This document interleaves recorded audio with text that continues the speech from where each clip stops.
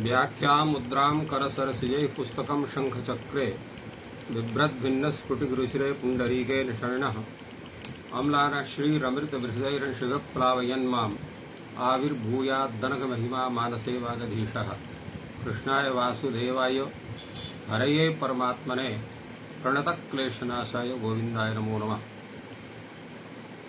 संस्कृत शौर्यम् इति पटले सम्बद्धाः समेऽपि विद्वांसः, समेऽपि जिज्ञासवः छात्राः, समेऽपि सहृदयाः सज्जनाः एतस्य संस्कृत शौर्यम् इति आमुखपटलस्य संस्थापकः प्रबन्धकश्च डॉक्टर राजकुमारः। समेषां स्वागतं वर्तते एतस्मिन् महाभाष्य व्याख्याने। अधुना दीदी वेवीटाम् इति सूत्रस्य व्याख्यानं प्रचलति। यस्तने एतस्य सूत्रस्य अल्पीयान् एव विचारः सञ्जातः। अधुना एतस्य सूत्रस्य विषये भाष्ये यादृशः विचारः सञ्जातः तस्य सर्वस्य विवेचनम् अनेन जनेन क्रियते। तत्र दीधी वेवीटाम् इति यत् सूत्रं वर्तते, एतत् सूत्रं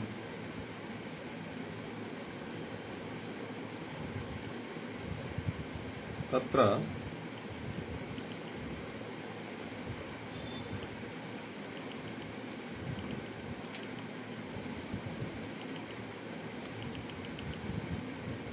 दीधी व्योरिटश्च गुणवृद्धि नास्तः इति सूत्रार्थः वर्तते। सिद्धान्तकौमुद्यां भविता इत्यत्र ई घटकस्य तत्र इडागमस्य गुणनिषेधार्थम् एतस्य तत्र विवेचनं तत्र कृतं वर्तते। भाष्यकारः एतत्सूत्रस्य विषये तत्र प्रयोजन विषये सम्यक्तया विचारयति।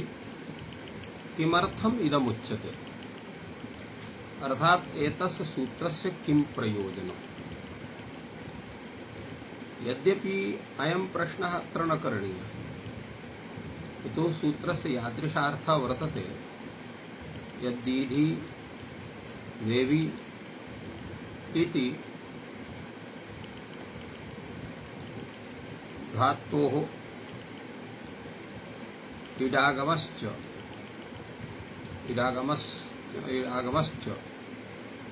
तत्र प्राप्ते ये गुणवृद्धि तयोर्निषेधं विदधाति सूत्रमिदम्। तत्र गुणवृद्धिनिषेधः प्रयोजनम् एतत् सूत्रस्य स्वतः एव वर्तते। तर्हि किमर्थम् इदम् उच्यते इति प्रश्नस्य कः आशयः भवितुमर्हति। तत्र प्रयोग विषये जिज्ञासा। कथम एवं भूतः प्रयोगः यत्र एतस्य सूत्रस्य प्रवृत्तिर्जायते। भाष्यकारः अत्र कथयति गुणवृद्धि मा भूताम् इति आदिध्यनम् आदिध्यकः आवेव्यनम् आवेव्यकः। यथा ह्यः अस्माभिः व्याख्यातम् आसीत् यत् अत्र दीधी वेवी अत्र दीधिं वेवीं इति धातोः ग्रहणमत्र भवति। तत्र दीधी यः धातुः वर्तते सः धातुः अत्र तत्र दीप्तिदेवनयोः इत्यर्थे वर्तते। वेवीं इति धातुः यः भवति सः तत्र वेतिना तुल्यम् इत्यर्थे वर्तते। एवं रूपेण अनयोः ग्रहणं जायते। इति पदेन धातुः ग्रहणं न भवति। इति किट कटि गतौ इत्यत्र यद्यपि इड् धातु गत्यर्थकः वर्तते, सहचरिता सहचरितयोः सहचरितस्य विग्रहणम् इति नियमात् अत्र धातुभिः सह पठितः इत्यपि धातुः एव ग्रहणीयः इति तत्र तथा वक्तुं शक्यते। किन्तु ये व्याख्याकारः ते कथयन्ति चेत् अयं धातुरेव स्यात् इट् तर्हि एतस्य अत्र यतोहि अत्र द्वन्द्वसमासः इतरेतर द्वन्द्वसमासः दीधि च बेवि च इट् च अनया रीत्या अत्र इट् इत्यस्य अल्पास्त्वात् पूर्वः प्रयोगः एतस्य करणीयः तेन इड् दीधि वेभ्याम् इति सूत्रं स्यात् किन्तु भगवता पाणिनिना अत्र दीधि वेविटाम् इति सूत्रं कृतम् अनेन ज्ञायते इट् इत्यस्य यद् ग्रहणं वर्तते धातुत्वेन ग्रहणं नास्ति किञ्चित् भिन्नत्वेन ग्रहणं वर्तते किञ्च तद्वर्तते आगमः तेन इट् इत्यनेन आगमस्य ग्रहणं भवति इति तत्र तथा विचारितं वर्तते आदिध्यनम् अत्र आङ्पूर्व दीधि धातोः यदा ल्युट् प्रत्ययः क्रियते तदा आदिध्यनं भवति अत्र ल्युटः आर्धातुसंज्ञा वर्तते तम् आदाय अत्र धी घटकस्य इकारस्य गुणस्य प्राप्तिर्भवति अनेन निषिध्यते अतः अत्र यण् स्थिति आदिध्यनम् एवमेव डौल् त्रिचौ इति सूत्रेण यदा डौल् प्रत्ययः भवति उ इत्यस्थाने अगाकमे कृते सति आदिधि अप् इत्यवस्थायामपि डौल् प्रत्ययमादाय अत्र सार्वधातुकार्धातुकौ इति सूत्रेण गुणस्य प्राप्तिर्भवति अनेन निषेधे सति यणि सति आदिध्यकः एवमेव आवेव्यनम् आवेव्यकः इत्यत्रापि बोध्यम् एवं रूपेण अत्र प्रयोगाः एतस्य प्रदत्ताः सन्ति अत्र एतस्य सूत्रस्य प्रत्याख्यान विषये यत् कथनं वर्तते वार्तिककारस्य तद्रीत्या उपक्रमः करोति भाष्यकारः अयं योगः शक्यो अकर्तुम् अयं योगः शक्यः अकर्तुम् इति कथनं वस्तुतः भगवता भाष्यकारस्य स्वपक्षतः नास्ति अपितु कात्यायन पक्षतः वर्तते यतोहि कात्यायनः स्वकीयेन वार्तिकेन एतस्य सूत्रस्य नैर्थक्यं तत्र साधयति दीधि वेभ्यो छन्दो विषयत्वात् दृष्टानुविधित्वात् छन्दसः छन्दस्यदीधेत् अदीधयुः ऋतुगुणदर्शनात् अप्रतिषेधः अत्र एतस्य व्याख्यानं भगवान् भाष्यकारः विदधाति दीधि वेभ्यो छन्दो विषयत्वात् अर्थात् दीधिं वेविं धातोः केवलं छन्दसि एव प्रयोगः भवति अन्यत्र न भवति दीधि वेभ्यो छन्दो विषयौ दृष्ट्वानुविधित्वात् छन्दसः छन्दसि दृष्ट्वानुविधिः भवति अर्थात् यथा शास्त्र छन्दसि प्रयोगः भवति तथैव व्याख्यानं क्रियते दृष्टानुविधि छन्दसि भवति छन्दसि अदीधेत् अदीधयुः इति गुणस्य च दर्शनात् अप्रश्येत अत्र गुणः भवति तो गुणस्य सत्त्वात् इत्थं वक्तुं शक्यते यत् एतस्य सूत्रस्य गुणनिषेधे विषये प्रवृत्तिर्न भवति अनर्थकः प्रतिषेधः अप्रतिषेधः अर्थात् तत्र प्रतिषेधः कथम् अनर्थकं वर्तते प्रतिषेध्यस्य अभावात् एवमेव तत्र भाष्यकारः तत्र पंक्तिमपि दर्शयति वेदस्य प्रजापतिर्वै यत्किञ्चिन् मनसा अदीधेत् होत्राय वृतः कृपयन्नदीधेत् अदीधयुर्दाशराज्ञे वृतासः एवं तत्र ऋग्वेदीयाः प्रयोगाः अत्र दत्ताः सन्ति अत्र अदीधेत् इति यः प्रयोगः स लङ्लकारस्य वर्तते व्यत्ययेन अत्र तिप् प्रत्ययः भवति यद्यपि यतो यत्र तौ प्रत्ययः आवश्यकः किन्तु व्यत्ययो बहुलम् इति सूत्रेण तत्र तत्र सुपतिमुपग्रह लिङ्गनारायणां काल हलच स्वर कर्तृयगां च व्यत्ययमिच्छति शास्त्रकृदोषौ सोपिति सिद्धति बाहुलकेन एवं तत्र प्रतिपादितं वर्तते अत्र लकार व्यत्ययः भवति लकार व्यत्यय तत्र तिप् प्रत्यय व्यत्ययः वर्तते, अतः तो इति स्थाने अत्र तिप् प्रत्ययः वर्तते, अदीधेत् इति रूपम् अत्र साधितम्। अदीधयुः इत्यत्र जक्षित्यादयः षट् इत्यनेन अभ्यस्तत्वात् तत्र झे स्थाने जुस् आदेशः भवति, तेन अत्र अदीधयुः इति रूपं सिद्ध्यति। तो अत्र अदीधयुः इत्यत्रापि गुणः वर्तते, अदीधेत् इत्यत्रापि गुणः वर्तते। चेत् इदं सूत्रं स्यात् अत्र गुणनिषेधः स्यादेव, अत्र गुणः दृश्यते, अनेन ज्ञायते इदं सूत्रम् अत्र नास्ति, यतोहि एतस्य सूत्रस्य अभावे एव गुणः भवति, अन्यथा अत्र गुणस्य प्रतिषेधः स्यात्। एवं रूपेण अत्र साधितम्। अत्र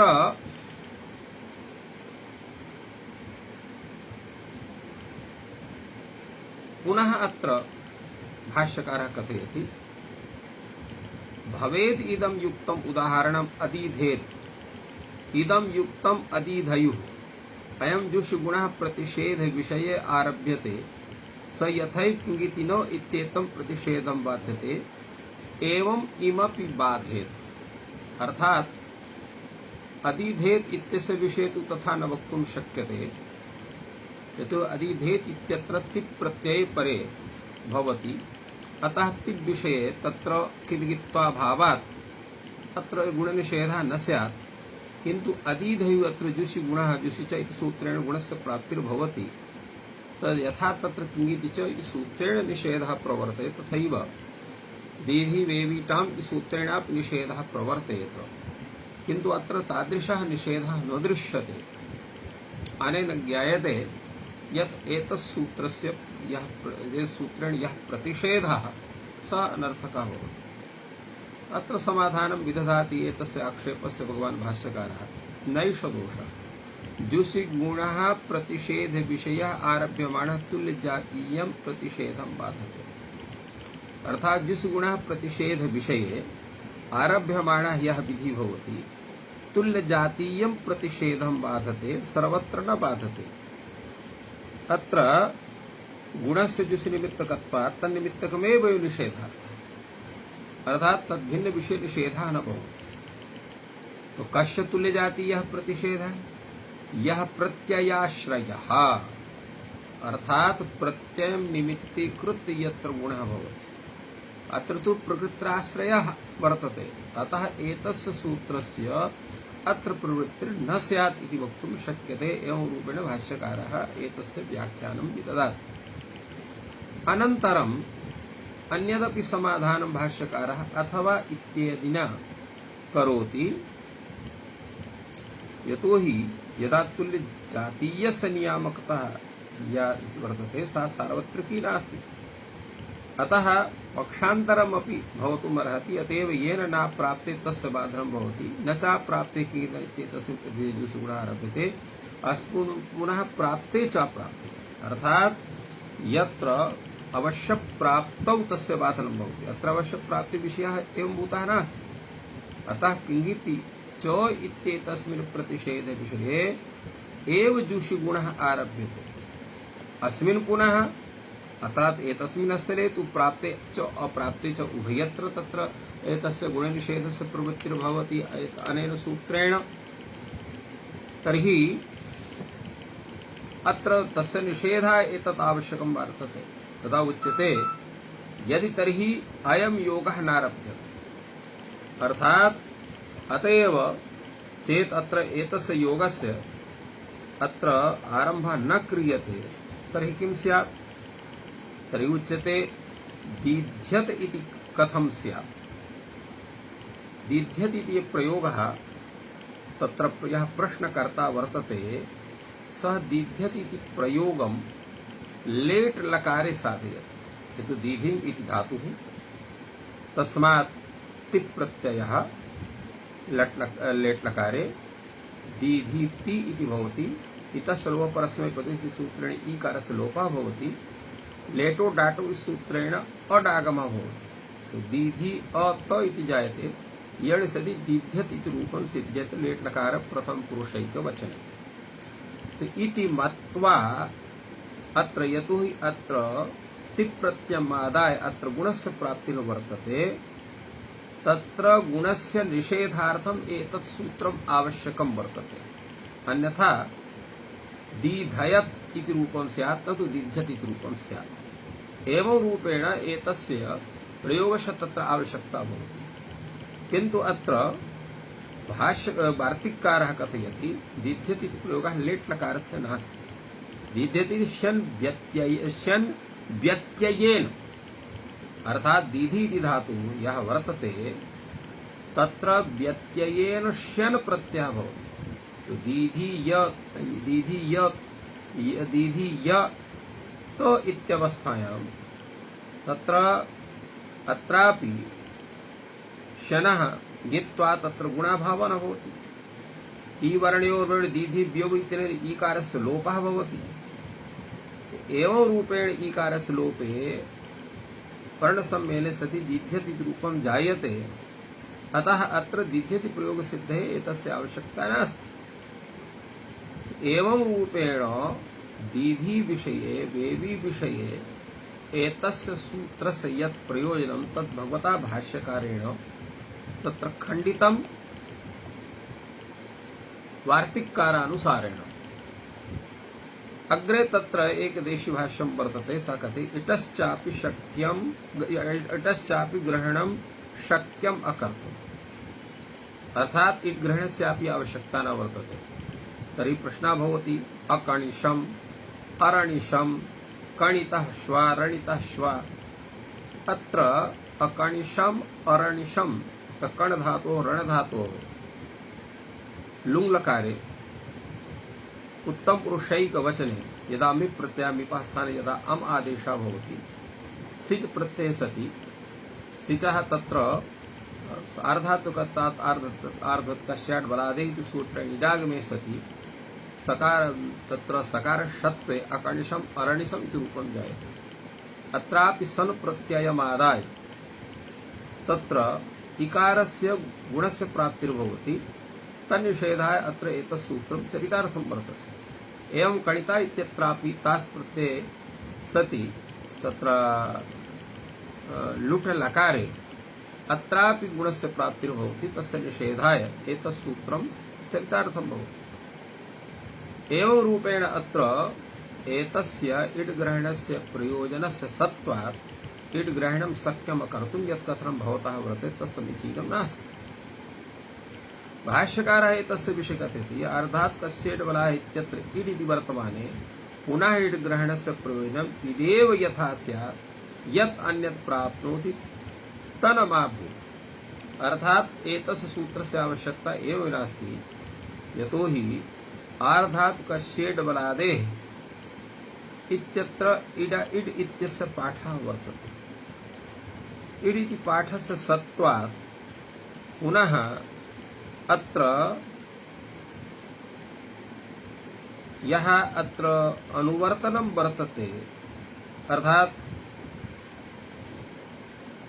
तत्र एकं सूत्रं वर्तते नेड् विश् कृति, अर्थात् अत्र यः सूत्रं वर्तते इतः आर्धात् कस्येड् बलादेः सूत्रे अत्र इड् ग्रहणस्य आवश्यकता नास्ति, यतो हि एतस्मात् पूर्वं यत् सूत्रं वर्तते तस्मादेव इड् ग्रहणस्य अत्रापि अनुवृत्तिः स्यात्, तेनैव कार्यं सिद्ध्येत। आर्धात् कस्येड् बलादेः इति सूत्रे इड् ग्रहणस्य आवश्यकता नास्ति। एवं रूपेण तत्र जिज्ञासा भवति किमर्थम् अत्र आर्धात् कस्येड् बलादेः इति सूत्रे तत्र इड् इति पदस्य ग्रहणम् इति तत्र शंका भवति। एतस्य समाधानाय अत्र उच्यते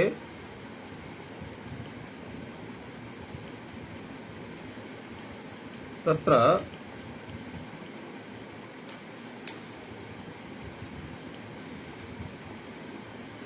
एवमस्ति आर्धात् कस्येड् बलादेः इति सूत्रात् पूर्वं तत्र यत् सूत्रं वर्तते यत्र इडागमस्य तत्र अनुवृत्ति भवति सूत्रं वर्तते नेड् वशीकृति यथा पूर्वमस्माभिः उक्तम् आसीत् तस्मादेव अत्रापि स्यात्। किमर्थं पुनः इड् ग्रहणं?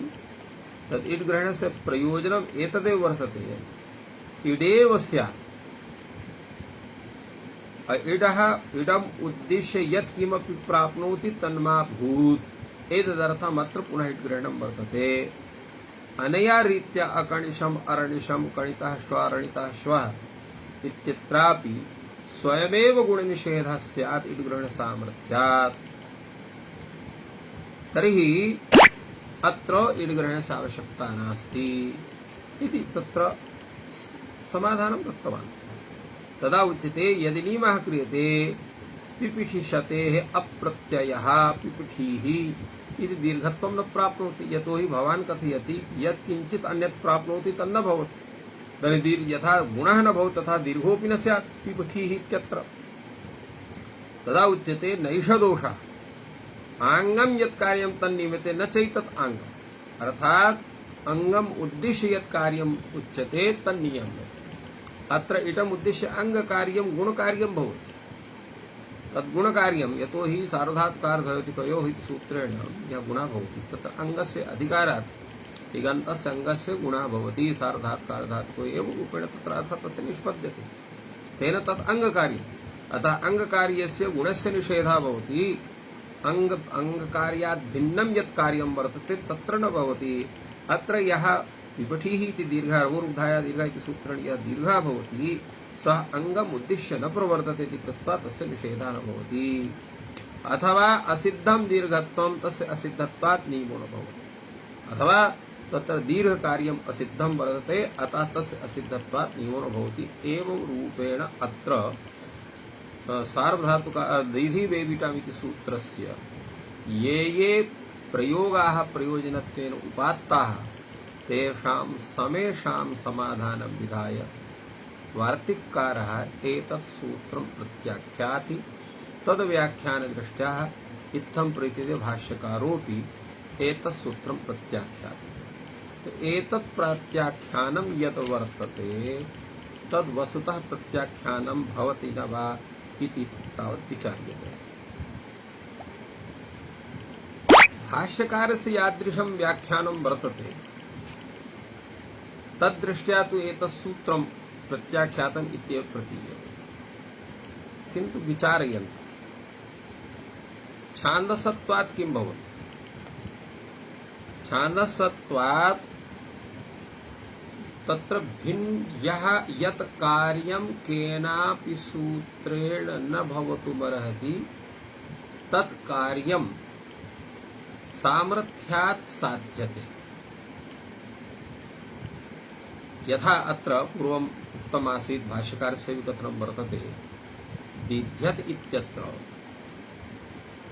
व्यत्ययेन शन प्रत्ययः भवति शन विकरणं भवति। एवमेव सर्वत्र तथा बाहुल्यकात् क्रियते। अत्र दीधि व्यव्यो छन्दो विषयत्वात् इति व्याख्याने भाष्यकारः प्रजापतिर्वै यत्किञ्चित् मनसा अदीधेत् होत्राय वृतः कृपयन् नदीधेत् अदीधयुः दाशराज्ञे वृतासः। एतानि प्रयोजनानि अत्र दत्तानि सन्ति। यतोहि अत्र गुणः दृश्यते अनेन ज्ञायते एतत् सूत्रेण गुणनिषेधः न भवति। तो अनेन तत्र सामर्थ्यस्य परिकल्पनैव नास्ति। अत्र वस्तुतः तु तादृशः प्रयोगः वर्तते गुणः भवति। किन्तु अत्र इत्थं विचारणीयं वर्तते यदा दृष्टानुपतिच्छिन्दस् इति भवान् कथयति तर्हि अत्र गुणनिषेधस्य अभावः सामर्थ्यात् परिकल्प्यते इत्थं वक्तुं शक्यते। अर्थात् दीधि वेविटाम् इति सूत्रेण अत्र गुणनिषेधस्य प्राप्तिर्भवति। छान्दसत्वात् गुणनिषेधस्य निषेधः भवति। अर्थात् अत्र गुणः क्रियते अनेन ज्ञायते। फलतः अत्र गुणनिषेधस्य निषेधाय एतत् सूत्रं तत्र आवश्यकं वर्तते। अनेन ज्ञायते एतत् सूत्रं प्रत्याख्यातं न भवति। अपि च अग्रे भवान् तत्र कथयति देधि वेभ्यो छन्दो विषयत्वात् यदा छन्दसि एव एतयोः प्रयोगाः भवन्ति तर्हि भाष्यकारस्य आदिध्यनम् आदिध्यकः आवेव्यनम् आवेव्यकः इति प्रयोगदर्शनं यत् वर्तते किं तादृशाः प्रयोगाः सन्ति वा न वा सन्ति एतस्मिन् विषये तत्र विचारः करणीयः स्यात्। एतस्मिन् विषये भगवान् भाष्यकारः स्वयमेव तत्र यस्तु प्रयुङ्क्ते इति व्याख्यान विषये स्वयमेव उक्तवान् यत् अन्वेषणे श्रमः क्रियतामेव। तात्पर्यं किम्? एतयोः धात्वोः अपि प्रयोगाः तादृशाः भवन्ति इति कृत्वा तत्र एते प्रयोगाः आदिध्यनम् आदिध्यकः आवेव्यनम् आवेव्यकः इति भाष्यकारेण तत्र प्रदर्शिताः सन्ति। एतेषां स्वरूपं तादृशं विद्यते। प्रयोगविषयाः अपि सन्ति यत्र कुत्र तत्र ये सन्ति तत्र वेदेपि, यतो हि वेदेपि ये प्रयोगाः भवन्ति तेषां साधुत्वाय अपि सूत्राणि क्रियन्ते। सर्वत्र सामर्थ्य परिकल्पना न क्रियते। अनेन ज्ञायते यत्र आदिध्यकः आदिध्यनम् आवेव्यकः आवेव्यनम् इत्येतेषां प्रयोगाणां सिद्धये अत्र एतत् सूत्रम् आवश्यकं वर्तते। एवमपि यत्र ये प्रयोगाः अत्र वेदे दर्शिताः सन्ति ते प्रयोगाः अपि भवन्ति, किन्तु तेषां तत्र प्राप्तः यः गुणः तस्य निषेधः यद्यपि दिधि वेविटाम् इति सूत्रं विदधाति तथापि तत्र सामर्थ्यात् बाहुल्यग्रहणात् तत्र अत्र गुणस्य निषेधः न भवति इत्येव परिकल्पनीयम्। एवं तत्र इट् विषये या शंका कृता वर्तते यद् तत्र इटश्चापि ग्रहणं शक्यं कर्तुम् इति तत्र आर्धात्मस्य बलादि इति वर्तमाने पुनरिट् ग्रहणं प्रयोजनं वर्तते इत्यपि न समीचीनम्। यतोहि तत्र नेड् विषीकृत्य यत्र न इत्यस्य इट् इत्यस्य उभयो तत्र अनुवृत्तिः स्यात्। तेन यतोहि सह च तत्र एक योग निदृष्टानां सहैव प्रवृत्ति सहैव निवृत्ति इति रीत्या न इत्यस्यापि तत्र अनुवर्तनं स्यात् इडाः सह। अतः तत्र इड् ग्रहणस्य अनुवृत्तिर्न भवति। चेदुच्यते क्वचित् देशोऽपि अनुवर्तते इति रीत्या केवलम् इड इत्यस्यैव अनुवृत्तिर्स्यात्। पुनः इड् ग्रहणं किमर्थं भाष्यकारेण अत्र न कृतं वर्तते इति वक्तुं शक्यते। समीचीनं वक्तुं शक्यते, किन्तु तदपि समीचीनं नास्ति। यतोहि आर्धात्कस्येड् बलादेः इति यत् सूत्रं वर्तते तत् सूत्रं तत्र अत्र इड् ग्रहणं यद् वर्तते सामान्येन सर्वत्र इडागमः स्यात्। एतदर्थं तत्र विशिष्टरीत्या अत्र इड् ग्रहणस्य प्रयोजनमस्ति। अतः इड् ग्रहण सामर्थ्यात् यदि अन्यत् प्राप्नोत न भवति इति कल्पनम् उचितं नास्ति। अतः एतस्य सूत्रस्य विषये इडागमस्य प्रयोजनं वर्तते। एवमेव दीधि वेभ्योः इत्यगुणनिषेधार्थं तेषामपि प्रयोजनं वर्तते। फलतः इदं सूत्रम् अत्यावश्यकं गुणनिषेधाय इति वक्तुं शक्यते। भाष्यकारः कुत्रापि स्वपक्षतः किमपि नोक्तवान्। अत्र सर्वं तत्र वार्तिकरीत्या व्याख्याति। वार्तिकरीत्यैव तस्य विषये सम्यक् ददाति। अतएव एतस्य प्रयोजनम् आवश्यकं भवति इति साध्यते। एवमेव तत्र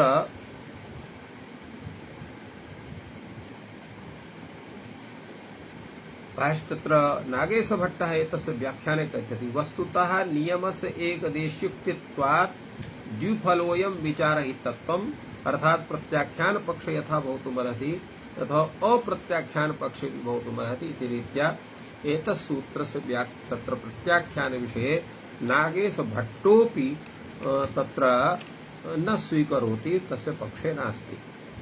एवमेव तत्र कैयटः अपि तथैव कथयति इत्येतस्मिन् नियमे दीर्घत्वस्य असिद्धत्वा नास्ति नियमेन व्यावृत्ति ततश्च शास्त्रदृष्ट्या अभिकृतरूप एव इति प्रयोगे एव तु विकृता एवं रूपेण अत्र तेनापि साधितम्। इत्थमेव अत्र यथा व्याख्याकारः वर्तते तत्र किं नाम तत्र एतस्मिन् काशिका ग्रन्थे ते प्रयोगाः अत्र सन्ति। अपि च अत्र कथयति यत् एतस्य सूत्रस्य अत्र आवश्यकता वर्तते एव।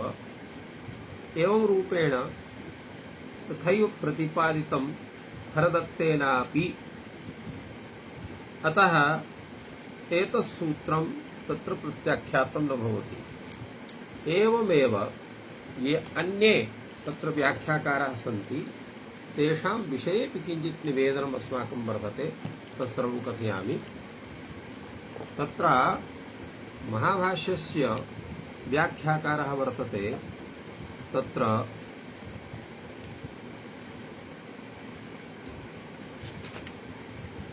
रत्नप्रकाशकारः। सः कथयति वस्तुतस्तु एतादृश क्लिष्टकल्पनायापेक्षा सूत्रस्थापनमेव वरम्, अन्यथा समस्तं शास्त्रम् आकुलं स्यात् इत्यन्यदेतत् भाष्यकारवचनात् तु दीदिभ्यो छान्दसत्वम् अंगीकर्तव्यमेव। अर्थात् सः कथयति यत् दीदिभ्यो छन्दो विषयत्वं भवितुमर्हति, तेन न कापि हानि, किन्तु छन्दसामपि प्रयोगसिद्धये सूत्रस्मरणपूर्वकमेव तेषां तथा प्रयोगः साध्यते, तथा प्रयोगः क्रियते।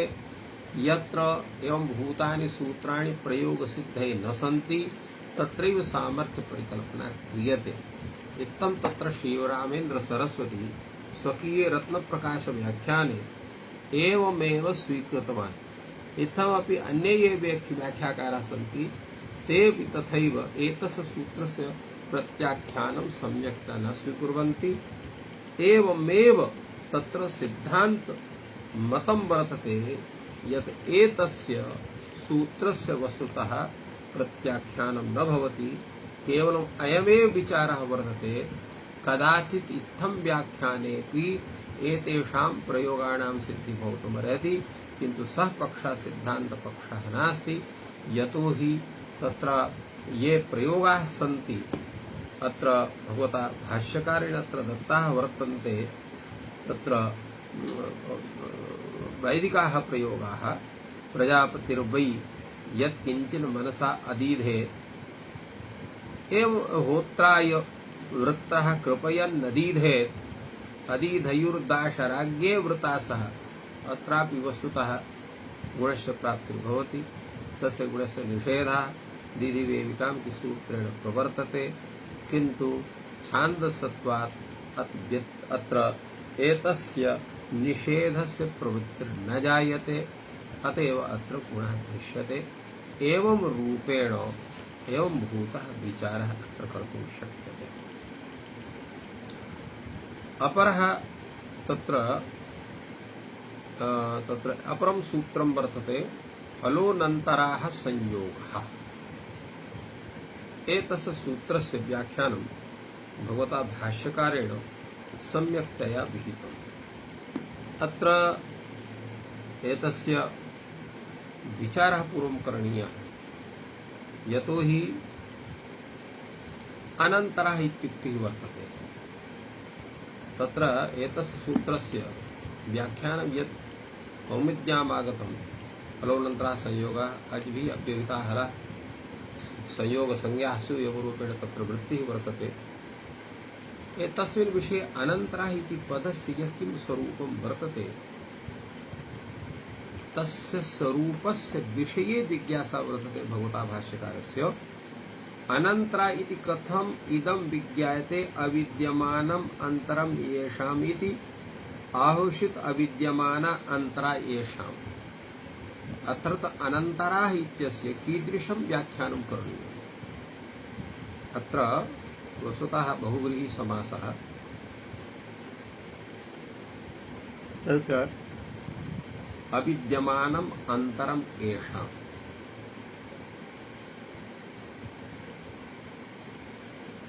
एतस्य पूर्वं तत्र चिन्तनं भवति, किमर्थम् एषः प्रश्नः अनन्तरम् इति कथं विज्ञायते? वस्तुतः वाक्यार्थज्ञाने पदार्थज्ञानं कारणम् इति नियमः वर्तते।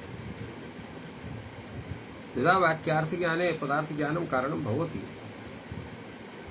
तर्हि हल् इति पदेन संयोग इति पदेन तत्र ज्ञानं भवति। हल् इति प्रत्याहारः, संयोगः इति संज्ञाविशेषः।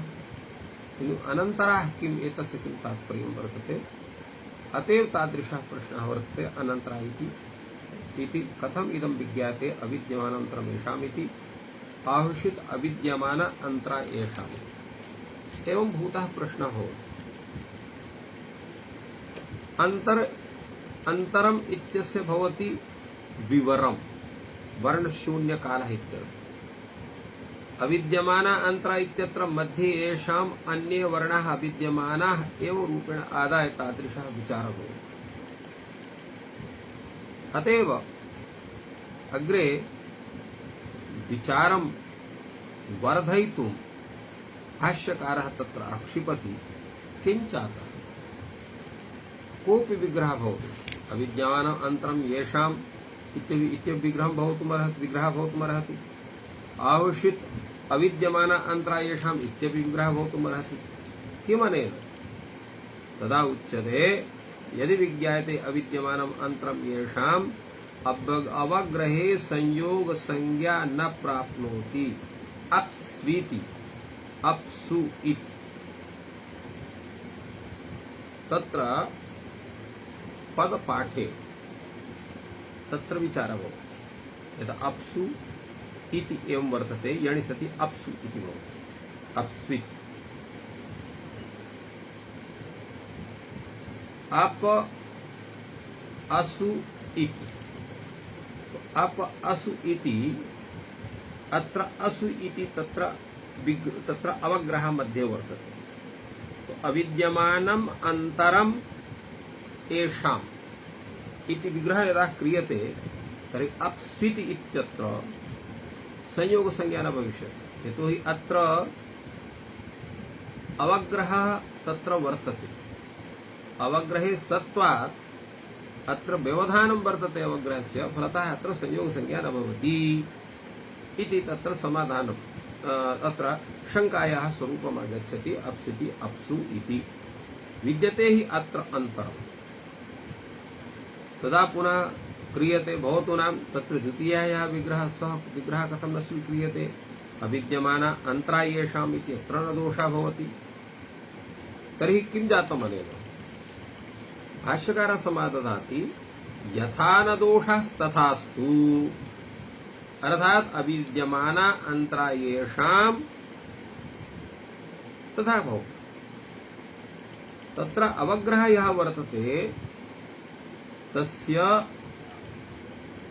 अवग्रह इत्यस्य अर्धमात्रा कालः, तस्य कालः गृह्यते। अर्धमात्रा कालः अवग्रहः स्वीकृतः भवति। अर्धमात्रा कालम् स्थित्वा वर्णान्तरम् उच्चार्यते, तत्र गुरोर्णितः इत्यनेन तत्र प्लुतकरणं न भवति। एवं रूपेण तत्र व्याख्यातं वर्तते, प्रदीपकारेण व्याख्यातम्। कथं? यतो वर्णोद्वयोच्चारणे अर्धमात्रा कालस्य व्यवधानः तत्र सोढव्यः। यतो हि कस्यचिदपि उच्चारण कर्तुः एतत् सामर्थ्यं नास्ति यत् अर्धमात्रायाः यः कालः एकस्माद् वर्णात् अन्यस्य वर्णस्य उच्चारणे तत्र यः कालः तादृशः व्यवहितः भवति, तस्मात् न्यूनः कालः तत्र कर्तुं न शक्यते।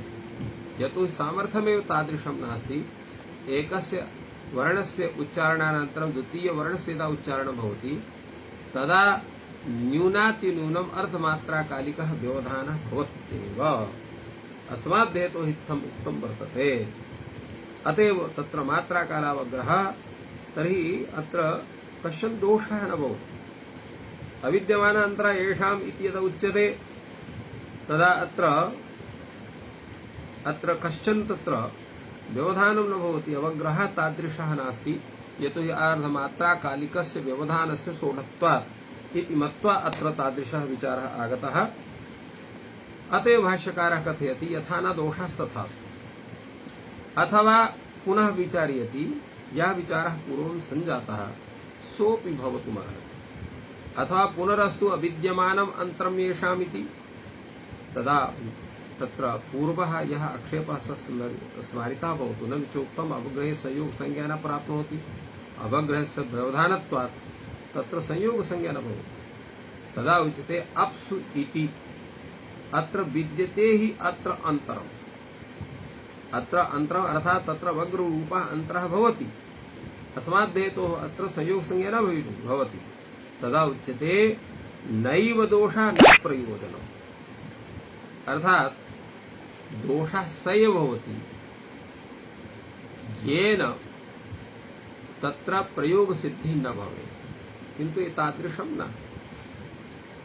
अत्र वाक्यस्य टेः प्लुतः, अत्र प्लुतकरणं वर्तते। तत्र अप्सु इत्यत्र दोषः चेत् स्यात् इत्यं वक्तुं शक्यते, तदापि दोषः नास्ति। यतोहि अप्सु इत्यत्र अवग्रहस्य सत्त्वेपि तत्र संयोगत्वाभावात् अत्र गुरुत्वं न स्यात् अप्सु इत्यत्र।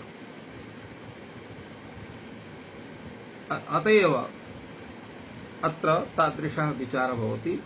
विद्यते नैव दोषः न तत्र प्रयोजनमपि नास्ति चेत् अत्र संयोगसंज्ञा न क्रियेत तदापि कश्चन दोषः क्रियते चेत् तदापि तत्र दोषः नास्ति इति कृत्वा अत्र नैव दोषः न प्रयोजनः। फलतः इत्थं वक्तुं शक्यते यत् तत्र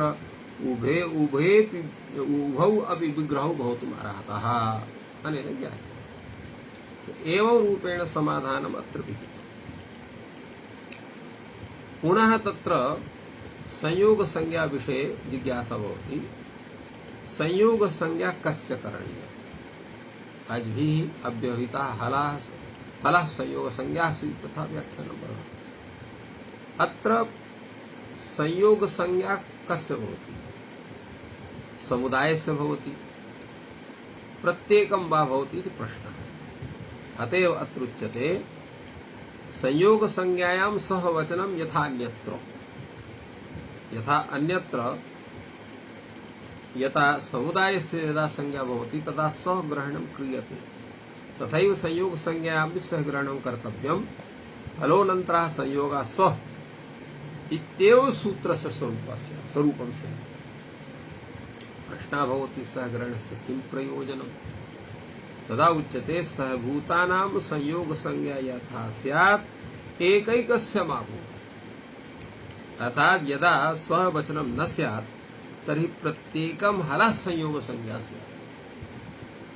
यथा एकैकस्य मा भूत् यथा अन्यत्रापि तथा दृश्यते। यथा समुदायस्य संज्ञा यत्र करणीया भवति तत्र सह वचनं क्रियते, तद् यथा अन्यत्रापि यत्र इच्छति सहभूतानां कार्यं करोति तत्र सहग्रहणं। यथा सह सुपा उभे अभ्यस्तं सह एवं रूपेण अत्र सहग्रहणं क्रियते, तथा अत्रापि सहग्रहणं करणीयम्। तत्र प्रश्नः भवति सहग्रहणं चेत् न भवति तर्हि प्रत्येकं हलसंज्ञा स्यात्, प्रत्येकं हलः संयोगसंज्ञा स्यात्। तर्हि भवतु नाम प्रत्येकं हलः संयोगसंज्ञा का हानिः? किंच स्यात् यदि एकैकस्य हलः संयोगसंज्ञा स्यात्? तदा उच्यते एतेषु अश्लेषु दोषः स्यात्। इह निर्वायात् अत्र या प्रापणे धातुः वागतिगन्धर्वो धातुः लिंग लकारे अत्र निर्यायात् निर्वायात् अत्र वान्यः संयोगादेः इति इत्थं प्रसज्ये अत्र इत्थं स्यात्। एवं ह्रीशिष्टेति ऋतसंयोगादेः इति ईट् स्यात् एवं संह्रियते इति गुण संयोगादित्य गुणः प्राप्ति स्यात् एवं दृश्यत् करोति समित्कृत संयोगान्तस्य लोपः अत्र प्रसज्येत एतेषु स्थलेषु दोषः भवति प्रत्येकं संयोग संज्ञा विधाने इह च शक्ता वस्ता स्को संयोगादेः इति लोपः प्रसज्येत इह च निर्वातः निर्या संयोग धातो धत ऋणवतः इति निष्ठा नकारस्य नत्वं प्रसज्येत तदा उच्यते अर्थात एतेषां दोषाणां निराकरणं विदधाति भाष्यकारः नैष दोषयत्तावुच्यते निर्यायात् निर्वायात् वान संयुक्तेत्वं प्रसज्येत नैवं विज्ञाते संयोगः आदि यस्य सोऽयं संयोगादिरिति कथं तर्हि संयोगौ आदि यस्य सोऽयं संयोगादि संयोगौ अर्थात वर्णद्वयं फलवर्णद्वयं यत्र आदौ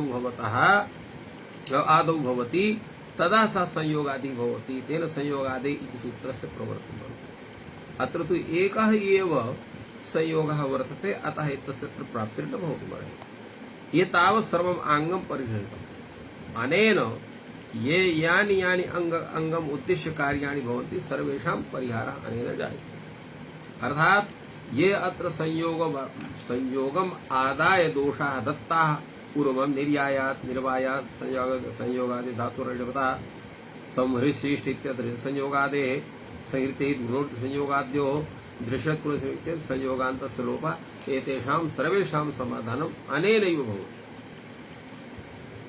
अग्रे उच्यते नैष दोषः नै एवं तत्र यद्युच्यते हि दृश्यत् करोति समिद्गृहे संयोगान्तस्य लोपः प्रसज्येत अत्रापि तथैव गृह्यते अर्थात संयोगः अन्ता यस्तद् संयोगान्तम् इति संयोगान्तस्य एवं तत्र स्वरूपं तस्य नास्ति कथं तर्हि विद्यते संयोग अन्तौ अस्य तदिदं संयोगान्तम् तेन तत्र यत्र संयोगः भवति तस्यैव अन्तस्य लोपः भवति अन्यस्य न भवति एवं रूपेण एतस्य व्याख्यानं जायते तृतीयं यद्दूषणं वर्तते यदपि चेत् शक्तावस्था स्को संयोगदरन्ते च इति लोप प्रसज्येत अत्रापि तथैव नैवं विज्ञाते संयोगवादि संयोगादिरिति कथं तर्हि संयोगयोः आदि संयोगादि एवं रूपेण तत्र विचारः भवति फलतः अत्रापि दोषः न प्रवर्तते यदप्युच्यते निर्यातः निर्वातः संयोगधातुर्यणवतः इति निष्ठानकारस्य नत्वं प्रसज्येत कथयति यत् एकैक संयोग प्राप्नोति कथं कृत्वा एकैक संयोग प्राप्नोति किमपि एवं भूतं कारणं वर्तते यत् प्रत्येकं संज्ञा एकस्य भवति अत्र उच्यते अस्ति प्रमाणम् किं प्रत्येकं वाक्य परिसमाप्तिर्दृष्टा वाक्य परिसमाप्ति प्रत्येकं दृष्टा भवति यथा गुण संज्ञा भवति वृद्धि संज्ञा भवति वृद्धिराजै इत्यनेन गुण संज्ञा भवति अदय गुण इत्यनेन गुण संज्ञा भवति तो किम आदय इति समुदाय से वृद्धि संज्ञा भवति अदय इति समुदाय से गुण संज्ञा भवति तन्न समुदाय संज्ञा स्वीकारे तत्र प्रयोगस्य प्राप्तिरेव न स्यात् अतः इयं संज्ञा प्रत्येकं भवति अर्थात आ इत्यस्यापि भवति ऐ इत्यस्यापि भवति औ इत्यस्यापि भवति वृद्धि संज्ञा एवं गुण संज्ञा अपि पत इत्यस्य भवति अर्थात ह्रस्वकारस्य ह्रस्वस्य अकारस्य भवति एकारस्य भवति ओकारस्य भवति प्रत्येकं भवति यदा समुदायस्य अर्थात द्वयोः संयोग संज्ञा भवति तर्हि सर्ववचनं करणीयम् एवं रूपेण तत्र तथा विचारं विदधाति तदुच्यते न च अयमपि अस्ति दृष्टान्तः समुदाय वाक्य परिसमाप्तिः एवं दृष्टान्तः नास्ति यत् प्रत्येकं वाक्य परिसमाप्तिः भवति अपितु समुदाय वाक्य परिसमाप्ति विषयेपि तत्र व्यवहारः दृश्यते तादृशम् उदाहरणमपि दृश्यते यथा गर्गाः शतं दण्ड्यन्ताम् इति प्रयोगः वर्तते अत्र प्रत्येकं गर्गस्य कृते 100 रूप्यकं दण्डः नास्ति अपि तु समुदायस्य वर्तते। कथं तत्र ये राजानः भवन्ति तेषां कृते तत्र द्रव्यम् अपेक्षितं भवति चेत् कश्चन एकः तद्द्रव्यं दातुं समर्थः नास्ति, समुदायप्रतिपत्तिर्भवति। अर्थिनश्च राजानो हिरण्येन भवन्ति न च प्रत्येकं दण्डयन्ति। जानन्ति ते यत् प्रत्येकं तथा दातुं नार्हति इति कृत्वा समुदायदण्डप्रयोगः भवति। एवं भूतस्य दृष्टान्तस्य सत्त्वात् यदा तत्र पृथक्तया एकसंयोगसंज्ञा क्रियते तर्हि तादृशप्रयोगसिद्धिः न भवितुमर्हति इति कृत्वा समुदायस्य संयोगसंज्ञा स्वतः एव भविष्यति, तत्र सहग्रहणस्य आवश्यकता नास्ति। अतएव अत्र तत् सति एतस्मिन् दृष्टान्ते यदि तत्र प्रत्येकम् इत्युच्यते इहापि सहग्रहणं कर्तव्यम्। अर्थात् एतस्मिन् दृष्टान्ते यदि तत्रापि प्रत्येकम् उच्यते इहापि सहग्रहणं करणीयम्। अर्थात् वृद्धिरादैच् इत्यत्रापि सहग्रहणं करणीयम्, अदेव गुणः इत्यत्रापि सहग्रहणं करणीयम्। यथा तत्र सहग्रहणं विनापि प्रत्येकं गुणवृद्धिसंज्ञे भवतः एवं अत्रापि सहग्रहणं विनैव तत्र प्रत्येकं तत्र समुदायस्य संयोगसंज्ञा भविष्यति। अथ यत्र बहूनाम् आनन्तर्यं तत्र किं द्वयोदयो संज्ञा आहोसित अविशेषेण कश्चात्र विशेष इति पुनः प्रश्नः। अत्र उच्यते यदा तत्र बहूनाम् आनन्तर्यं वर्तते, अर्थात् बहवः तत्र व्यञ्जनाः सन्ति, तत्र किं द्वयोदयो संयोग संज्ञा करणीया आहोसित अविशेषेण। अर्थात् क्वचित् द्वयोदयो भवति, क्वचित् प्रत्येकं भवति। किं करणीयम् अत्र कश्चात्र विशेषः? भाष्यकारः तत्र पूर्वं वार्तिककारः तत्पक्षम् उपस्थाप्य समाददाति। समुदाये संयोगादिलोपो मस्येः। समुदाये संयोगादिलोपो मस्येर्न सिद्ध्यति मंक्ता मंक्तुम्। अर्थात् समुदायस्य यदा स्यात् तदा संयोगादिलोपः न भविष्यति। मस्ये मंक्ता मंक्तु इत्यत्र इह च निर्ग्लेयात् निर्ग्लायात् निर्ग्लेयात् निर्म्लेयात् निर्म्लायात् वानसंग इति तत्र इत्त्वं न स्यात्। एवं संस्वरिशिष्ट इत्यत्र ऋतसंयोगादि इति इड् न स्यात्। एवं च इह च संस्वरिते गुणोर्थ संयोगाद्यो यत्र गुणः न स्यात्। एवं गोमान करोति अवमान करोति संयोगान्तस्य लोपः इत्यत्र लोपः न स्यात्। एवं निर्ग्लानः निर्म्लानः इत्यत्र संयोगः धातुर्यण्वतः इति निष्ठानकारस्य नत्वं न स्यात्। एते सर्वे तत्र दोषाः अत्र गणिताः सन्ति। अनेन ज्ञायते यत् प्रत्येकं संयोगसंज्ञा न भवति इति समुदाये। पुनः भाष्यकारः तत्र कथयति अस्तु तर्हि द्वयोः संयोगः अर्थात् द्वयोः हलो संयोग संज्ञा भवति। अत्रोच्यते अत्रापि कश्चन तत्र विप्रतिपत्तिः काचन आयाति। हलो संयोग चेत् द्विर्वचन अर्थात् द्वयोः हलो संयोग संज्ञा तर्हि द्विर्वचनं न सिद्ध्यति। इन्द्रम् इच्छति इन्द्रियति इन्द्रियते सन इन्द्रियीषति। अत्र नद्रा संयोगादि द्विर्वचनं न प्राप्नोति। यतो हि अत्र द्वयो हलो हलद्वयं नास्ति, केवलम् एकं वर्तते, अतः अत्रापि दोषः न भवति। एवं भूतः कश्चन विचारः अग्रे वर्तते। यतो हि समयस्य न्यूनता वर्तते इति कृत्वा अत्र विरम्यते। श्वः एतस्मिन् विषये तत्र व्याख्यानं भविष्यति। जयतु संस्कृतं, जयतु भारतम्।